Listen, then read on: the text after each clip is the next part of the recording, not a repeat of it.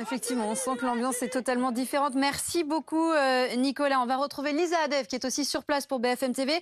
Alors, vous, Lisa, vous êtes dans un endroit très précis, c'est-à-dire vous êtes sur une passerelle qui mène jusqu'à l'accès à la ligne 13 du métro qui relie Saint-Denis à Paris. C'était l'un des trajets, Lisa, qui était ce soir sous haute surveillance.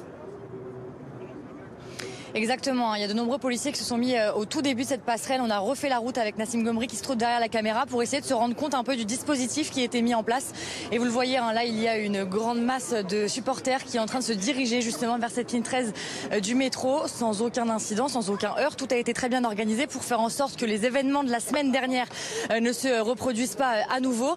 Et vous le voyez, il y a ici beaucoup de monde, tout se passe très bien. Au tout début de la passerelle là-bas, il y a un gros dispositif de CRS, des véhicules et également des personnes physiques, des policiers qui sont là pour s'assurer que le flux de personnes, le flux de supporters se passe. Pour rappel, la semaine dernière, il y avait eu des vols. Il y a plusieurs personnes qui ont témoigné et qui ont expliqué que cette passerelle, le passage sur cette passerelle avait été problématique. Ils s'étaient retrouvés comme dans un entonnoir.